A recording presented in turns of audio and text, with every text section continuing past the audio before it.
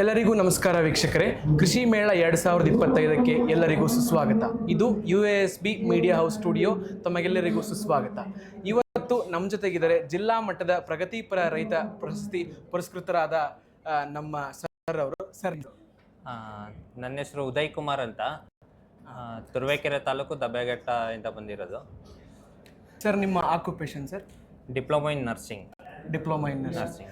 Sir, ನಿಮಗೆ ಯಾವ ಒಂದು ಏಜಿಂದ ನಿಮಗೆ ಈ ಕೃಷಿ ಮೇಲೆ ಆಸಕ್ತಿ ಇತ್ತು? ಯಾವ ಒಂದು ಏಜಿಂದ ನೀವು ಕೃಷಿ ಮಾಡೋದ್ರಲ್ಲಿ ತೊಡಗಿಸ್ಕೊಂಡ್ರಿ ನಿಮ್ಮನ್ನ?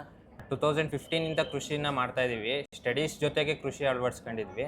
ಓಕೆ, ಮುಂದುವರ್ಸ್ಕೊಂಡು ಹೋಗ್ತಾ ಇದೀವಿ ಕೃಷಿ. ಓಕೆ ಸರ್, ಈಗ ನಿಮ್ಮ ಒಂದು ಫೀಲ್ಡ್ ಎಷ್ಟು, ಅಗ್ರಿಕಲ್ಚರ್ ಫೀಲ್ಡ್ ಲ್ಯಾಂಡ್ ಎಷ್ಟಿದೆ ಸರ್? 5 acres ಇದೆ.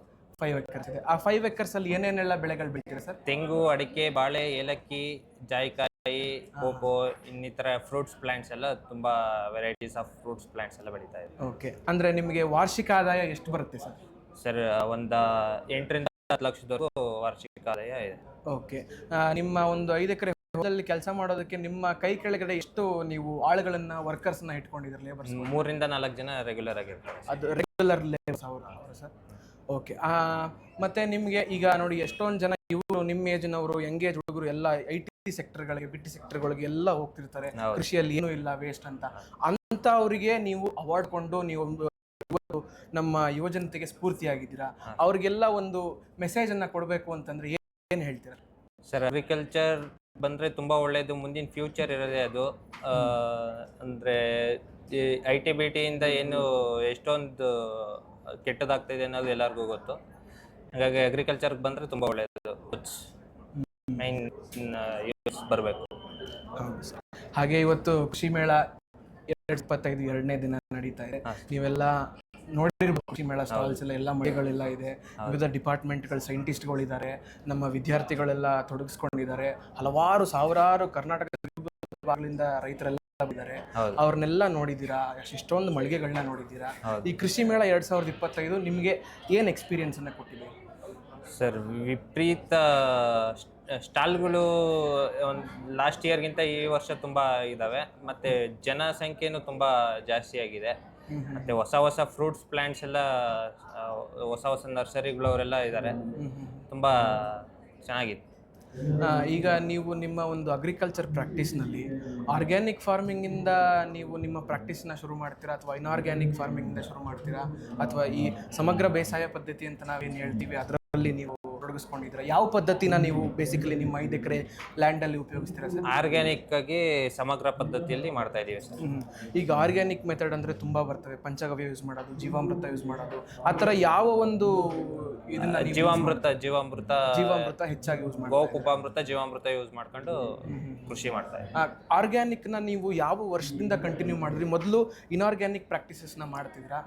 ಹಾಂ ಸರ್, 2017 ಆರ್ಗ್ಯಾನಿಕ್ ಬಂದಿರೋದು. ಮುಂಚೆ ಆರ್ಗ್ಯಾನಿಕ್ ಇತ್ತು. ಆಗ ನಮ್ಗೆ ಹೆಚ್ಚಿನ ಇಳುವರಿನೂ ಸಿಗ್ತಿರ್ಲಿಲ್ಲ, ವಿಪರೀತ ರೋಗಗಳು ಹೆಚ್ಚಾಗಿ ಬರ್ತಿದ್ವು. ಈಗ ನಾವು ಆರ್ಗ್ಯಾನಿಕ್ ಕನ್ವರ್ಟ್ ಆದ್ಮೇಲೆ ವಿಪರೀತ ರೋಗಗಳು ಸತ್ತೋಗಿದ್ದಾವೆ. ಭೂಮಿ ಫಲವತ್ತತೆ ಚೆನ್ನಾಗಿದೆ ಇದೆ ಸರ್. ಹಾಗೆ ಅಂದರೆ ನೀವು ಈಗ ನಿಮಗೆ ಆರ್ಗ್ಯಾನಿಕ್ ಫಾರ್ಮಿಂಗ್ ಬರೋದಕ್ಕಿಂತ ಮುಂಚೆ ಹಾಗೂ ಈಗ ಎರಡಕ್ಕೂ ಡಿಫ್ರೆನ್ಸ್ ಹೇಳೋದಾದರೆ? ತುಂಬ ಡಿಫ್ರೆನ್ಸ್ ಸರ್. ಇನ್ಆರ್ಗ್ಯಾನಿಕಲ್ಲಿ ವಿಪರೀತ ಇನ್ವೆಸ್ಟ್ಮೆಂಟ್, ಅಂದರೆ ಬಂಡವಾಳ ಹೂಡಿಸ್ತಾ ಇರಬೇಕು, ಔಷಧಿ ಅಂಗಡಿಯವ್ರಿಗೆ ಕೊಡ್ತಾ ಇರಬೇಕಾಗಿತ್ತು. ಆರ್ಗ್ಯಾನಿಕ್ ಬಂದಮೇಲೆ ನಾವೇ ಉಪಾಮೃತಗಳು, ಜೀವಾಮೃತಗಳು ರೆಡಿ ಮಾಡ್ಕೊಂಡು, ನಾವೇ ಒಂದಷ್ಟು ಗೋವಿಂದ ಬರೋ ಅಂಥ ಇದನ್ನೆಲ್ಲ ರೆಡಿ ಮಾಡ್ಕೊಂಡು ನಾವೇ ಮಾಡ್ತಾಯಿದ್ದೀವಿ. 0 ಇನ್ವೆಸ್ಟ್ಮೆಂಟಲ್ಲಿ ಕೃಷಿ ಮಾಡ್ತಾಯಿದ್ದೀವಿ. ಹೈನುಗಾರಿಕೆ ಅಭ್ಯಾಸಗಳೇನಾದರೂ ಇದೆ ಸರ್. ದೇಶೀಯ ಹಸುಗಳು ಸಾಕಿದ್ದೀವಿ.